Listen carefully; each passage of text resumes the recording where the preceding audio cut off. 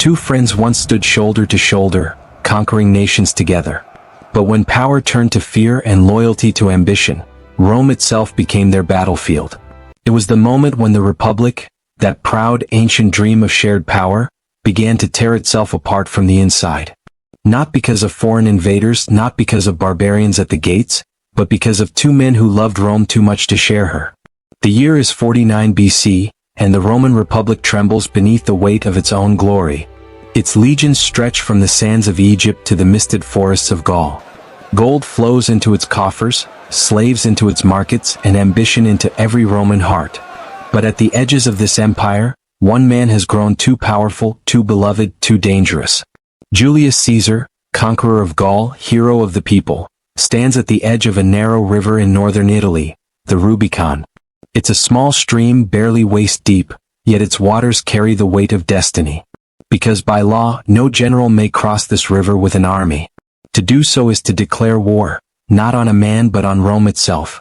Across the sea in the east stands his old ally, Gnaeus Pompeius Magnus, Pompey the Great, the Senate's champion, the darling of the patricians, and once the most powerful man alive. He commands the Republic's legions, its loyalty and its fear. But his confidence is hollow. For he knows that Caesar's men, though fewer, would march through fire for him. Years before, they had been brothers in ambition. Alongside Marcus Licinius Crassus, they formed the First Triumvirate, a secret alliance that ruled Rome from the shadows.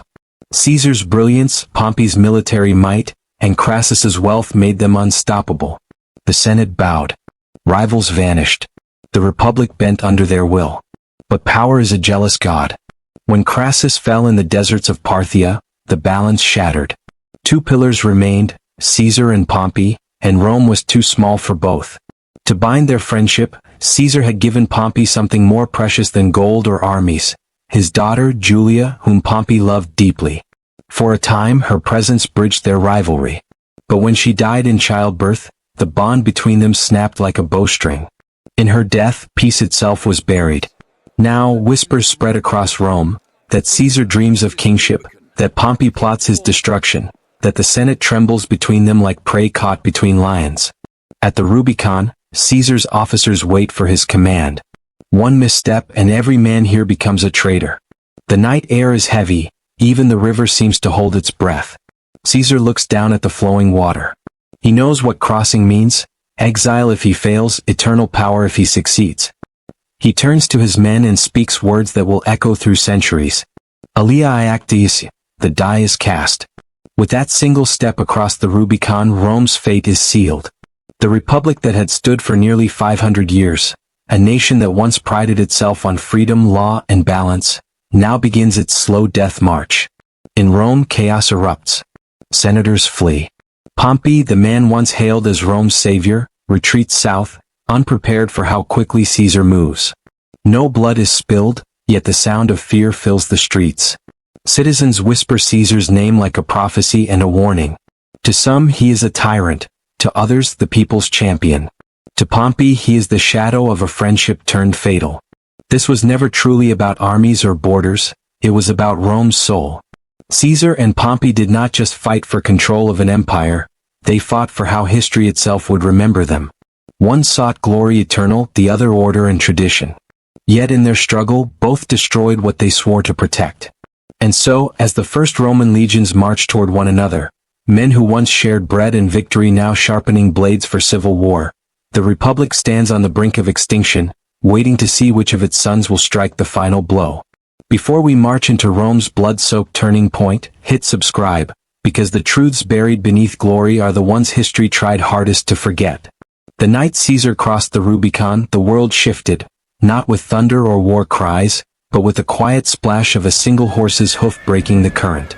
Alia iacta est, he murmured, the die is cast. There was no turning back. In that moment, one man gambled an entire civilization on the weight of his ambition. By dawn, messengers raced toward Rome. The Senate's response was immediate and terrified. Julius Caesar was declared a traitor to the Republic, an enemy of the state. His property was to be seized, his allies exiled, his name condemned. But the Senate's words were empty thunder. For Pompey, the man they entrusted to save the Republic, was unprepared for the speed and ferocity of his old allies' advance. Pompey had once been called Magnus, the Great. He had cleared the Mediterranean of pirates, conquered the East and filled Rome's treasury with his spoils. But now for the first time he hesitated. He commanded legions scattered across distant provinces, not the hardened veterans Caesar led, men who had bled for him across the snows of Gaul. When the Senate urged him to stand and fight, Pompey refused. He knew the truth. Rome's heart already belonged to Caesar. The people cheered the rebel, not the republic. The soldiers who once hailed Pompey's name now whispered another in secret, Caesar's. So Pompey made a decision that shocked the Senate. He withdrew from Italy, taking the senators, loyal nobles, and their families with him. They fled eastward to Greece, where he would gather strength, summon reinforcements, and build a war machine that could crush Caesar by sheer numbers. To the Senate it was a strategic retreat. To the people it looked like cowardice. And to Caesar it was an invitation.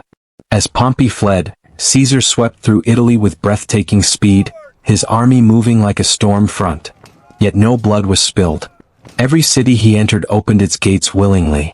Governors surrendered, soldiers defected, and citizens lined the streets chanting his name. Rome itself, ancient, proud, unassailable, fell without a single sword raised. The patricians had fled, the Senate was empty, and the people stood watching as Caesar entered the city not as a conqueror, but as a savior. He ordered no executions, no purges, no retribution. Instead, he declared forgiveness for all who had fled, promising that Rome belonged to its citizens again. It was a masterstroke, both political and psychological. The man branded a traitor had just positioned himself as the Republic's protector. The Senate in exile denounced him. The people in Rome adored him. And Caesar, ever the master of perception, knew that victory begins long before battle. It begins in the hearts of men. But as Caesar's fame grew, so did the divide. In the provinces, families split down the middle. Sons siding with Caesar, fathers with Pompey. Friends who once toasted victory together now wrote each other's names on lists of enemies. Every Roman had to choose. The old order or the new dawn, the Senate or the soldier, the republic or the man who promised to rebuild it. The tension was no longer political. It was personal, moral, spiritual. Rome itself had become a mirror reflecting the ambitions and fears of its greatest sons. In Greece, Pompey rebuilt his pride and power. His camps swelled with senators, aristocrats, and generals, all clinging to the illusion that they could still save the republic. His army grew larger than Caesar's twofold. He had fleets, supplies, and the moral backing of the Roman elite. But what Pompey didn't have was belief. His soldiers fought for pay and duty, Caesar's fought for love and destiny. Pompey prepared for a war of numbers. Caesar prepared for a war of souls. And as both men armed themselves for the final reckoning, the Mediterranean world fell silent, waiting for thunder to strike. History would call it a civil war, but that's too simple. It was a reckoning, between two visions of Rome, between two versions of greatness. Was Caesar truly saving the Republic from corruption, or simply replacing one master with another? And what happens when a man becomes too beloved to be stopped? Those questions haunted every heart in Rome. The people prayed for peace, yet secretly thrilled at the spectacle.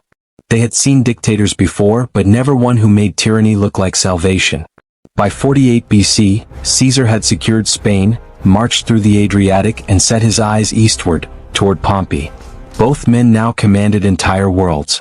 Both claimed to fight for Rome. But in truth they were fighting for history itself, for whose name would define the fall of the Republic. The dice had been cast. The armies were in motion. And in the gathering silence before the storm, every heartbeat in the Roman world seemed to whisper one question. When two titans collide, can an empire survive? The morning sun rises over the plains of Pharsalus, its pale light struggling to pierce through a shroud of dust. The air is thick with the weight of destiny, that silent tension before empires break. In the distance, the banners of two armies ripple in the dry wind, one bearing the proud eagle of the Republic, the other the crimson standard of Caesar. 45,000 men stand beneath Pompey's command, arrayed in perfect formation, gleaming armor catching the light. Across the plain, 22,000 of Caesar's veterans wait in silence. Fewer, outnumbered 2 to 1, but bound by a loyalty that has already defied nations. The ground between them seems to breathe, as though even the earth knows that what happens here will decide the fate of Rome itself. Caesar rides slowly before his line, his face composed, almost serene. His soldiers watch him, and in that calm they find courage. He has no need for long speeches. His men already believe that victory follows him like a shadow. He pauses at the front, raises his hand and simply says, "Soldiers, the moment has come." His voice is low but carries through the dust and the dread. These are not ordinary troops. They are his family, forged in the fires of Gaul. They have seen him bleed in triumph. They have watched him stare down kings and gods alike. To them, this is not just a battle for power, it is a battle to prove that Caesar is eternal. On the opposite hill, Pompey watches through narrowed eyes. Once he too had commanded such loyalty. Once he was the golden son of Rome, the conqueror of the East, the man they called Magnus. Now he feels that title slipping from him. His senators and noble allies fill the camp behind him, urging him to crush Caesar quickly, to end this rebellion before it grows. But Pompey hesitates.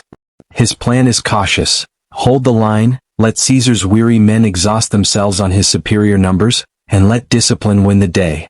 It is a plan born of reason, but wars like these are never won by reason. Hours pass. The sun climbs higher and the dust thickens. Then from Caesar's side the horns sound, the deep, brassy roar that signals advance. The veterans move forward with mechanical precision, shields locking, spears gleaming. Pompey's army mirrors the motion, and for a brief, silent instant, both sides march toward their own reflection. Then the first clash erupts, steel against steel, the scream of men meeting men who once shared bread, laughter, and dreams of the same republic. Pompey's cavalry, 100 strong, charges the left flank, hoping to break Caesar's smaller line. It's the move everyone expects, except Caesar. He has been waiting for it. Hidden behind his front ranks, unseen in the haze, stands a fourth line, a small reserve of his best men, concealed like a blade behind a cloak. As Pompey's horsemen crash forward, Caesar gives the signal. The fourth line surges out like a thunderclap. Spears thrust upward into the oncoming cavalry, shields close in unison, and in moments the proud horsemen crumble. The field dissolves into chaos. Pompey's advantage evaporates. His formation begins to splinter. The Senate's champions turn to flee, their polished armor now streaked with blood and dust. Pompey watches in disbelief as his grand design collapses before his eyes. He had every number, every advantage, except belief. Caesar's men, relentless and disciplined, press forward without mercy. Push them back. Caesar shouts, voice rising above the battle's roar. This day decides the world. The veterans answer with thunder. They advance not as men but as a single living wall, driving Pompey's legions into disarray. Within hours, the plain of Pharsalus becomes a graveyard of Roman ambition. When the dust finally settles, the once great army of Pompey lies shattered. The Senate's banners are trampled in the mud. Pompey himself, his armor discarded, mounts a horse and flees the field, not as Magnus, but as a man running from the ghost of his own greatness. As silence returns, Caesar rides slowly among the fallen. All around him lie the sons of Rome. Romans killing Romans, friends turned enemies by pride and politics. The air is heavy with the stench of death and something deeper, loss. He dismounts, kneels beside a dying soldier whose armor bears the crest of Pompey's legions and murmurs, almost to himself, "They chose this." There is no triumph in his tone, only fatigue, the weight of knowing that to save Rome he has destroyed it. Meanwhile, Pompey flees across the sea, seeking refuge in Egypt. He believes he can rebuild, find allies and rise again. But when he steps onto the sands of Alexandria, the Egyptians greet him not with friendship, but betrayal. Before he can even speak, a blade flashes and Pompey the Great falls, slain by those hoping to please Caesar. His severed head is presented to Caesar days later as a gift of allegiance. Caesar looks upon it in silence, grief etched across his face. The man who once shared his victories now lies reduced to a symbol, the price of power and the proof of its cruelty. He orders the head to be buried with honor. As he turns away, the republic that once united them is gone, not with a vote, not with a law, but with a sword on a dusty plain in Greece. If you were in Caesar's sandals, would you have shown mercy? Tell me in the comments below.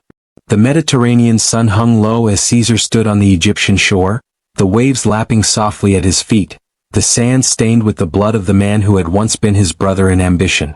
In his hands lay a small casket, Inside, the head of Pompey Magnus, his greatest rival, his oldest friend. The Egyptian courtiers watched for a reaction, expecting joy, perhaps gratitude. But Caesar's face did not harden, it broke. Tears welled in his eyes as he whispered, "This was not how Rome was meant to be." For all his victories, this moment was hollow. The man who had once shared his dreams of glory now lay lifeless in a foreign land, betrayed by those who mistook cruelty for loyalty. Caesar ordered the head to be buried with honor, his grief not for Pompey alone, but for what their friendship had symbolized, the last fragile hope that Rome could still be ruled by men, not by masters. When Caesar returned to Rome, the city erupted in celebration. The streets overflowed with flowers, garlands, and the shouts of a people desperate for stability. They hailed him as imperator, savior of the republic, restorer of peace. But beneath the cheers, something vital had died. The Senate, once the proud heartbeat of Roman freedom, bowed before him.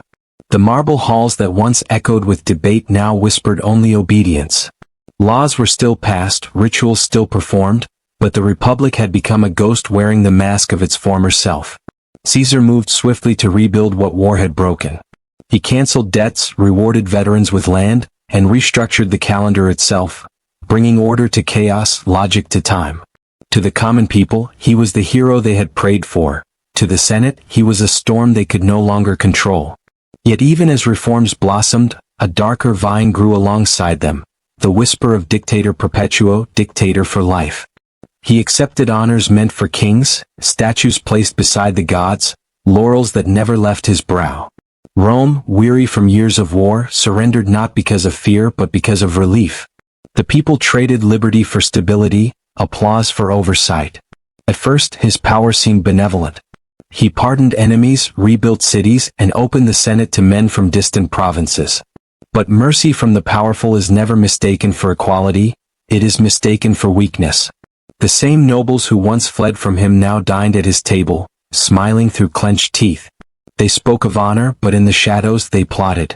Knives were being sharpened in the same hands that had once lifted him on their shoulders. For all his brilliance, Caesar could not see that his greatest victory had sown the seeds of his downfall. The republic was dead, but its ghost lingered, haunting those who had killed it. Senators who once voted to grant him absolute power now feared what they had unleashed. They told themselves they acted for Rome, that they would save her one last time, even if it meant spilling the blood of the man who had remade her. And in the quiet before the coming storm, Caesar walked the marble corridors of the Forum, his footsteps echoing against the cold stone. He had conquered the world, yet stood utterly alone. The empire he built was vast, but the republic he destroyed had been his home. Perhaps he knew that the tide had turned, that love from the masses could not protect him from envy in the Senate. Perhaps he saw that every empire is born from a grave. In truth, the republic did not die in battle, it was traded away piece by piece for safety, stability, and the illusion of greatness. Rome had chosen its destiny, and in doing so, had chosen its master. So when you think of Caesar, not as a general but as a man, ask yourself, was he a savior who rose above corruption or a conqueror who simply replaced it with his own name? Power, after all, is not taken. It is given willingly by those who fear uncertainty more than tyranny. If you believe history's greatest empires are built not on conquest, but on compromise, then like, share, and subscribe, because the lessons Rome ignored are the ones we keep repeating. If stories like this remind you how fragile power truly is, like, share and subscribe, it helps keep these forgotten moments alive. History's greatest warnings rarely come from the defeated, they come from the victors. The tale of Caesar and Pompey is not a story of swords and legions alone. It is a mirror, one that reflects every age that has ever believed itself immune to the decay of its own ideals. Rome did not fall because of one man's ambition. It fell because millions quietly chose comfort over conviction. The Republic was not murdered in the Forum. It withered in the hearts of those who preferred stability to struggle. Caesar's rise was not inevitable. It was built upon countless tiny concessions. Senators who stayed silent to preserve their privilege, citizens who looked away from corruption because their bellies were full, soldiers who obeyed orders instead of questioning them. Power does not appear overnight. It accumulates, grain by grain, as people surrender their responsibility to those they think will protect them. When ambition meets fear, democracy trembles. Pompey feared losing his authority. Caesar feared being forgotten. Between them stood a republic too divided to defend itself. Fear is the great architect of tyranny. It builds walls around reason, it silences dissent, and it persuades the masses that obedience is safety. Every empire, every nation, every era that has chosen order over liberty has done so in the name of protection. But protection without accountability becomes imprisonment, and leadership without limitation becomes domination. Rome's Senate thought they could control Caesar. They believed his power would stabilize the republic, that his victories would renew their strength. Instead, they found themselves kneeling before a man who had simply learned to speak their language, promising peace while holding the sword. Look around and the same pattern unfolds again and again. The faces change, the banners differ, the technology glows brighter, but the bargain remains the same. We trade freedom for comfort, privacy for convenience, truth for belonging. We let charisma disguise control, and we convince ourselves that surrender is stability. The tragedy of Caesar and Pompey is not ancient, it's eternal. It reminds us that democracies do not collapse through force alone. They collapse when citizens forget their own power. What makes this story endure is not its bloodshed but its warning. Ambition without restraint breeds ruin, and loyalty without question breeds blindness. The people of Rome were not wicked, they were weary. They wanted peace after decades of civil strife. They thought Caesar would give it to them. And he did, for a price. In every age, someone will promise salvation if only you yield a little control. And in every age, the crowd will cheer as the chains are fitted, believing they are being crowned. Caesar's victory marked the end of an era, but it also marked the beginning of a truth humanity still refuses to learn, that the fall of freedom rarely comes with an explosion. It comes with applause, with parades, with gratitude. So as we look back on the Rubicon, on the fields of Pharsalus, on the marble Senate where daggers once glinted in torchlight, we should not ask what Caesar or Pompey did wrong. We should ask what Rome forgot. Because history does not repeat itself, it simply whispers, hoping someone will listen. And the question it whispers now is the same it whispered then. When the next Caesar rises, will we recognize him before the river is crossed? Caesar may have conquered Rome, but he couldn't conquer time. The man who crossed the Rubicon and reshaped the world would soon discover that power, once seized, is never truly secure. Within 5 years, the same Senate that bowed before him would rise again, not in loyalty but in vengeance. The whispers that once praised his name would turn to murmurs of fear. His crownless ambition, his godlike image, and his endless reforms would all lead him to one place, a marble hall on the Ides of March where the words "Et tu, Brute" would echo through eternity. History remembers his victories, but it is his death that defined him. Because when Caesar fell, so too did the last heartbeat of the Republic, and from its ashes an empire was born. In our next story we peel back the layers of that fateful day, the betrayal that ended the life of the man who ended the Republic, and how his murderers became the very monsters they tried to destroy. It's a story of knives, prophecy, and the haunting price of too much power. So before these ancient truths are lost to silence again, hit subscribe, because if you leave without subscribing, these stories fade once more, buried beneath the dust of forgotten empires.